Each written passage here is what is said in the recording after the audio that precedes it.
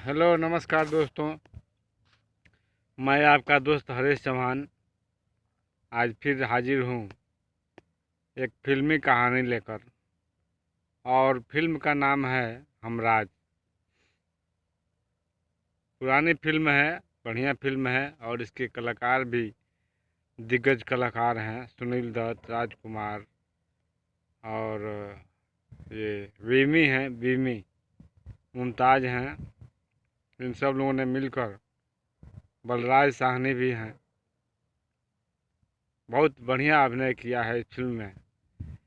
फिल्में समाज का आईना होती हैं। अगर हम चाहें तो उसकी बुराइयों को छोड़कर उससे अच्छी अच्छी सीखें ले सकते हैं।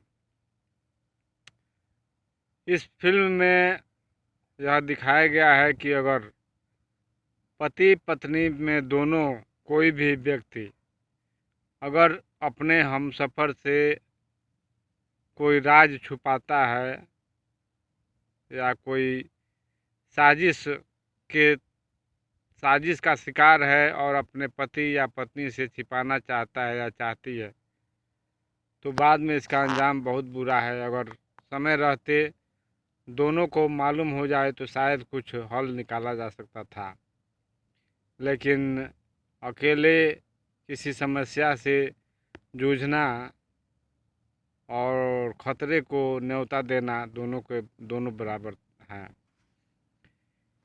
हमराज फिल्म में अभिनय किया है बीमी, जो अभिनेत्री थी। उसने उन्होंने मीना का रोल अदा किया है। और जो पहले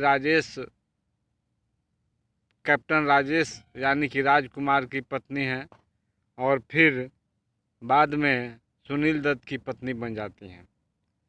सुनील दत्त ने स्टेज आर्टिस्ट कुमार का रोल अदा किया है, जो बहुत हैंडसम हैं और स्टेज पर आकर के गाना गाते हैं और अभिनय करते हैं।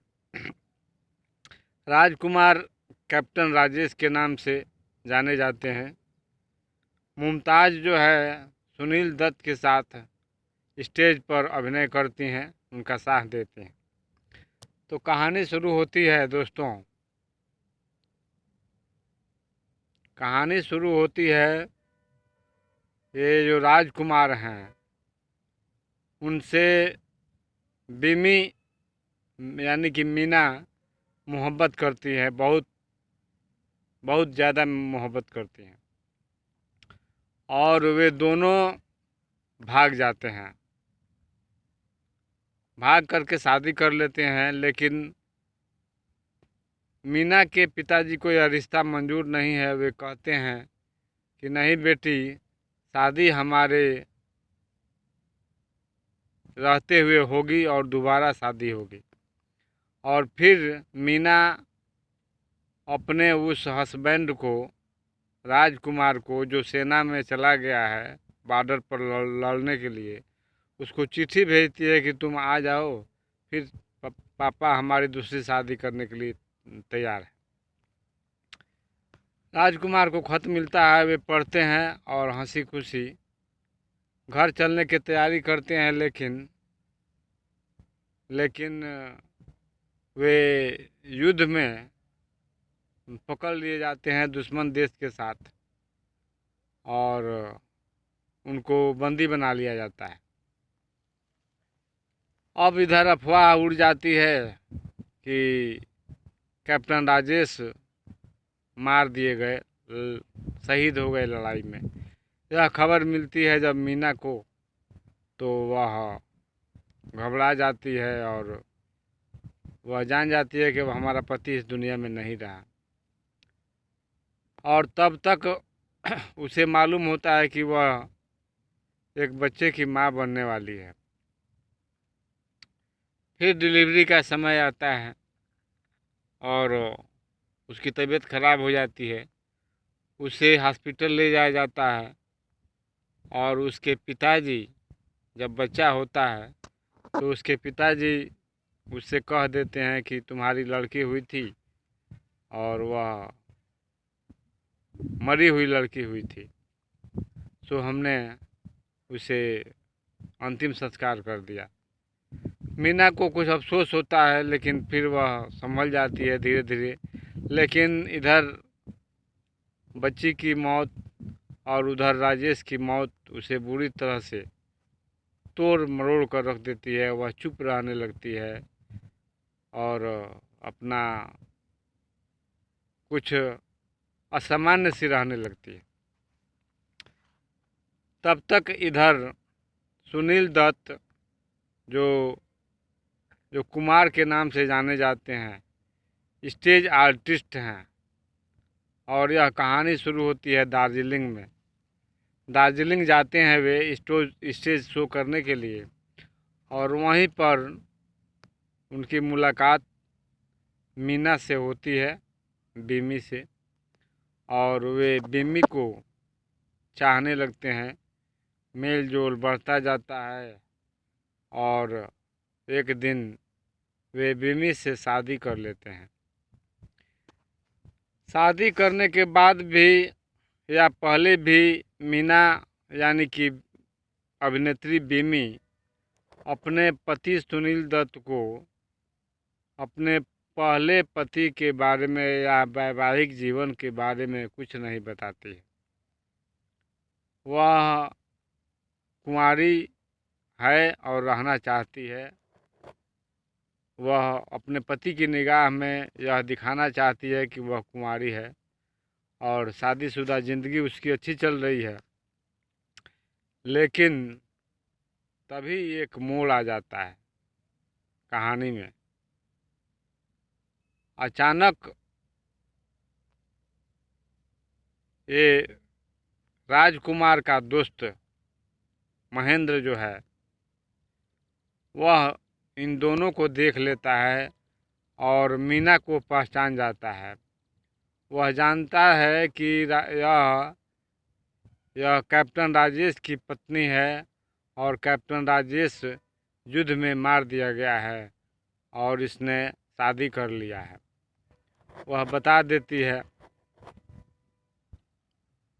वह मिलता है, महेंद्र सुनील दत्त से भी मिलता है और मीना जल्दीबाजी में सुनील दत्त को लेकर अपने साथ घर आ जाती है, ताकि ज़्यादा मेल जोल अगर बढ़ेगा तो हो सकता है कि महेंद्र कहीं हमारे पुराने रिश्ते को सुनील दत्त से बता न दे। फिर कुछ दिनों के बाद से मीना के पास फ़ोन आता है, 2 फ़ोन आता है। दोनों फ़ोन सुनील दत्त उठाते हैं और जब उठाते हैं तो फ़ोन करने वाला फ़ोन रख देता है। और तीसरी बार जब फ़ोन आता है तो सुनील दत्त अपनी पत्नी मीना को फ़ोन दे देते हैं और बात होती है मीना से। और तब मीना बहुत घबरा जाती है। फिर सुनील दत्त को एक बच्चे के हाथ से एक लेटर मिलता है। उस लेटर में लिखा हुआ है कि हमने दो टिकट बुक करवा लिया है और तुम बच्ची को लेकर आ जाना, घर पर रहना और अपने घर की बत्ती जलते देना। मैं आऊँगा और लेकर लेकर चला जाऊँगा। सुनील दत्त समझते हैं कि वह लेटर हमारी पत्नी का किसी से अवैध संबंध है और वह हमारी पत्नी को लेकर भागना चाहता है। वह अपनी पत्नी से बहाना बनाकर पूना के लिए रवाना हो जाते हैं, लेकिन पूना जाते नहीं हैं। वे एक होटल में रुक जाते हैं और फिर रात को अपने घर आते हैं। रात को घर आने के बाद चुपके चुपके इधर उधर घूम रहे हैं। तब तक गोली चलने की आवाज़ आती है और दौड़े हुए सुनील दत्त जाते हैं तो देखते हैं कि उनकी पत्नी मीना की लाश अभी अभी जिसका मर्डर हुआ है सामने पड़ी हुई है, वे उस रिवॉल्वर को उठा लेते हैं और लाश मर्डर करने वाला वहाँ से गायब हो जाता है। फिर सुनील दत्त वहाँ से भाग जाते हैं और तब उनकी मुलाकात होती है राजकुमार से, जो उन्हीं के घर में आकर बैठे हुए हैं। सुनील दत्त राजकुमार को अपनी पत्नी का कातिल समझते हैं और वहाँ पर हाथापाई होती है दोनों में। और फिर राजकुमार जो सच्चाई बताते हैं सुनील दत्त को सुनकर सुनील दत्त अचंभित हो जाते हैं। सच्चाई यह है कि वह फ़ोन राजकुमार ने ही किया था, एक बार अपनी पहली पत्नी से मिलने के लिए, मीना से मिलने के लिए, लेकिन बात नहीं हो पाई और थक हार कर खत लिखा था उन्होंने राजकुमार ने अपनी पत्नी को देने के लिए, लेकिन बीच में सुनील दत्त ने उस खत को लपक लिया था और पढ़कर फिर उस बच्चे को दे दिया था। और वह मीना उनकी पत्नी उस बच्ची को लेकर आई थी, लेकिन महेंद्र जो लालची किस्म का आदमी था उस बच्ची को लाकर अपने ससुर को दिखाकर 5 लाख रुपया अपने ससुर से लेना चाहता था, उस लड़की को बेचना चाहता था। अब 5 लाख रुपए के लिए वह महेंद्र आता है मीना के पास और मीना से उस बच्ची को छीनना चाहता है और गोली मारकर, मीना को गोली मारकर और बच्ची को लेकर भाग जाता है। फिर सुनील दत्त और राजकुमार महेंद्र के घर पहुंचते हैं और बच्ची वहीं पर मिल जाती है।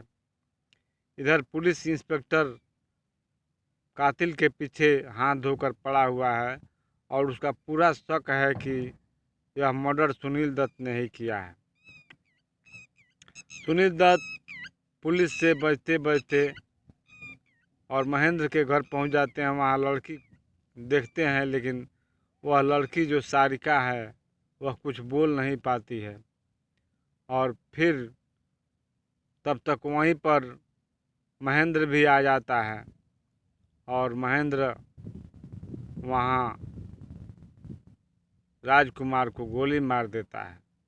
राजकुमार का देहांत हो जाता है और अपनी बेटी मीना की बेटी सारिका को लेकर और सुनील दत्त मुमताज़ के साथ वापस चले आते हैं और फिर अपना स्टेज आर्टिस्ट का काम शुरू कर देते हैं।